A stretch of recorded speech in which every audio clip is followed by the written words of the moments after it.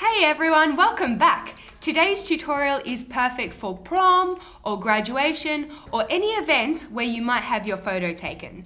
The best bit, it's totally affordable and I offer 3 different lip options depending on your outfit or your preferences. First step, prime the eyes. I actually don't have a drugstore primer on hand, boo, bad beauty blogger, but I do hear that the Wet n Wild's Fergie Eye Primer is amazeballs. A lot of you asked about my eyeliner shape in my cream contouring video, so I'll demonstrate that today.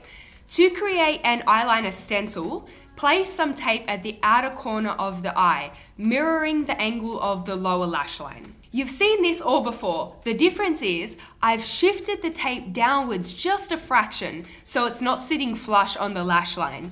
Now hold that thought while we do the eyeshadow. Whip out your favorite neutral shades. I've opted for single eyeshadows by Essence, which have a low level shimmer, but you can go matte if you prefer.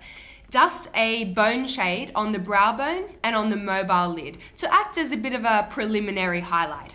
If you have a deeper skin tone, pick a shade that is about 2 notches lighter than your complexion. I want a bit of warmth in the socket, so I've chosen a soft gold, which we will buff through the upper crease area to act as a transition shade. Slowly making our way to some deeper shades, I have a taupe from Essence, and this one is more matte. I'm focusing this on the outer third of the eye and pushing my brush across the seam of the tape. I like my eye looks to be a little smokier, so I'm using a deep, cool brown shade to add some extra dimension to the outer V area.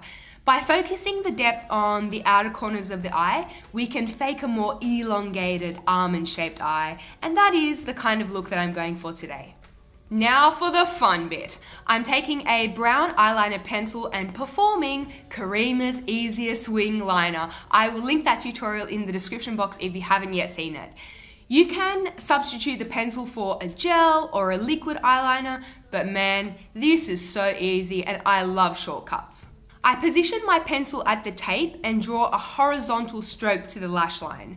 The eyeliner shape today is heaviest at the outer corner and it tapers to nothing at the iris. This placement I find is really flattering for rounder eye shapes. Then take any angled brush and smooth out any wobbly bits.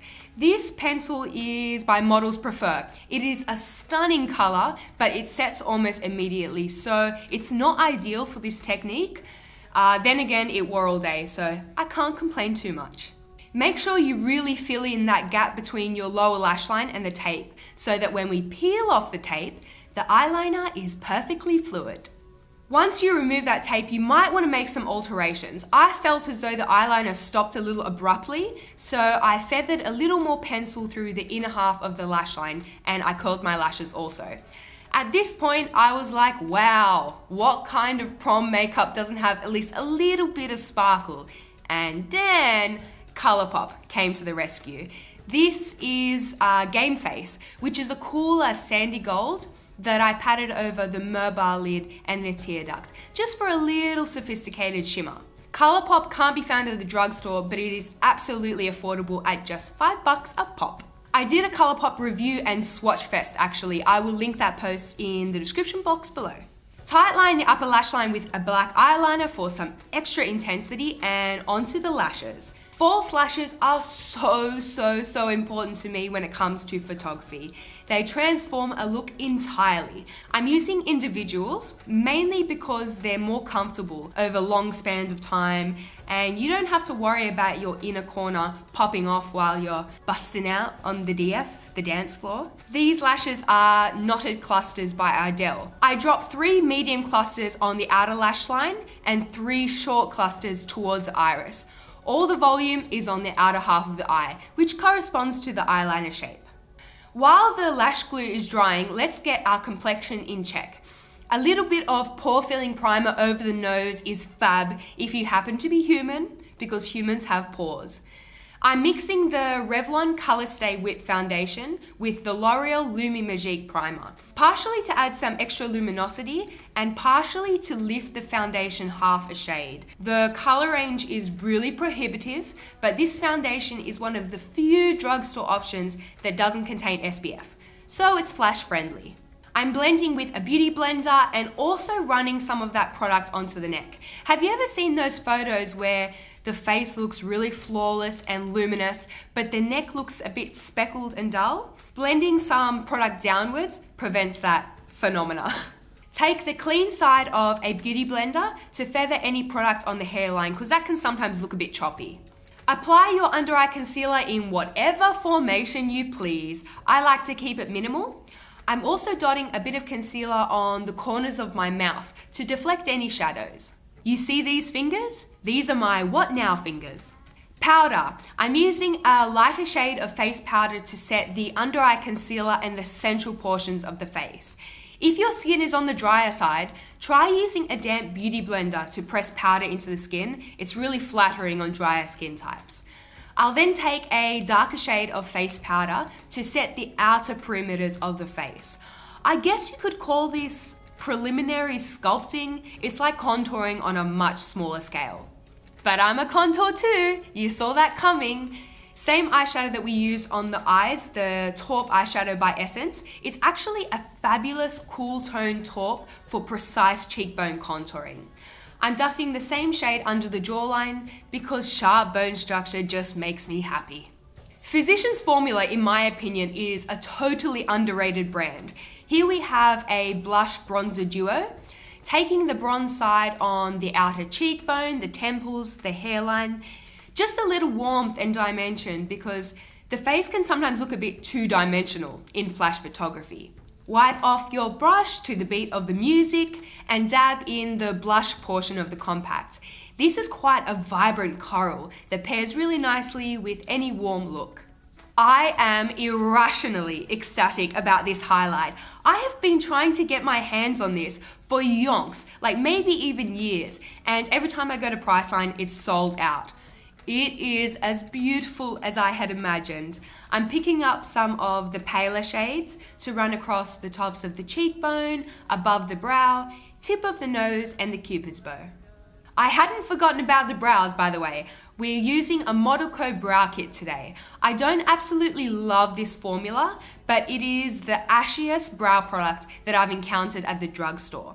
I'm using a damp brush and just adding some oomph to the tail of my brow. I don't know if you guys have noticed this, but I'm taking a much more natural approach to my brows recently. I think I grew them out unintentionally, so I don't feel like they need that much work. Hairspray on a clean spoolie to set those hairs into place. Awesome beauty hack right there. Here is a little before and after. You know I love these. Natural but defined brows I think are a good option for prom or graduation because let me tell you, photos are forever. I quite like the top heavy eye look, but if you want a more balanced eye, add some of your shimmer to the inner half of the lower lash line and one of your mid-tone eyeshadows to the outer half of the lash line. The lash glue is now dry, so hit those lashes with mascara. If you are likely to cry, go for a waterproof mascara. Personally, I didn't cry. I was like, bye.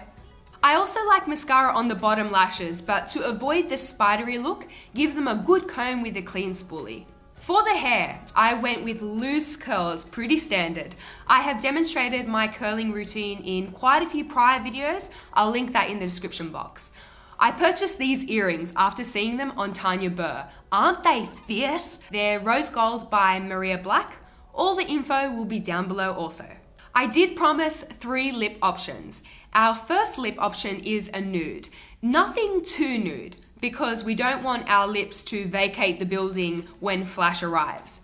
Filling in the lips with a nude pencil and topping with a pink gloss. I liked this, but the combo struck me as a little bit too cool tone for the eye, so I rectified it by adding a peachy lipstick on top. Blot that situation down and voila! Option nude. Option pink. I love this formula by Maybelline. The texture is very creamy, but it's a matte. It kind of reminds me of the NARS Velvet Matte Lip Pencils actually. You can achieve a decent amount of precision if the pencil is sharp, but perfectionists, like me, can fine-tune with a lip brush. This would be a cool option if your dress or your outfit is really neutral and you're seeking a pop of color. Option red. This glossy number from Colourpop is breathtaking. applying straight from the bullet and perfecting the edges with a lip brush. The red lip paired with this eye is uber glamorous and it has this throwback vintage vibe. I actually think that it was my favorite of the 3 options. Let me know which was your favorite lip option in the comment section below. If you are going to prom or graduation, congratulations, have fun, and bring a pair of flats. Anyway, I love you all. I hope that you are all having a wonderful day, and I will speak to you all very soon. Bye bye.